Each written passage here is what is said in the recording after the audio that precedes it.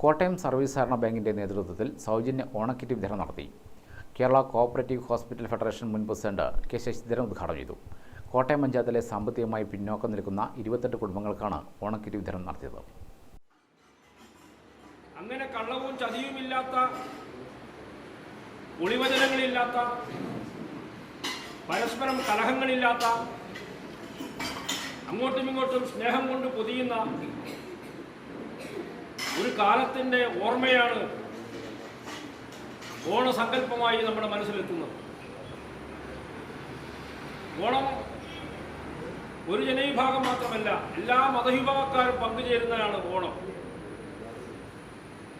അതുകൊണ്ട് തന്നെ എല്ലാവരും ചേർന്നുകൊണ്ട് കേരളത്തിൻ്റെ ഏറ്റവും പ്രധാനപ്പെട്ട ഒരു ദേശീയ ഉത്സവം എന്ന നിലക്ക് കേരളത്തിൽ അങ്ങോളം ഇങ്ങോളം ഓണത്തിന്റെ ആരവം ഉയർന്നു കഴിഞ്ഞിട്ടുണ്ട്. ഉദ്ഘാടന ചടങ്ങിൽ ബാങ്ക് പ്രസിഡന്റ് എം മോഹനൻ അധ്യക്ഷനായി.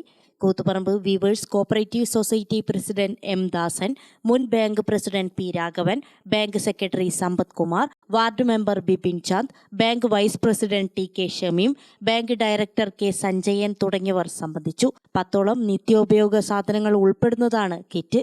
ബാങ്കിന്റെ നേതൃത്വത്തിൽ 6 മൈലും പുറക്കളത്തും ഓണച്ചന്ത ആരംഭിച്ചിട്ടുണ്ട്. ഗ്രാമിക ന്യൂസ്, കൂത്തുപറമ്പ്.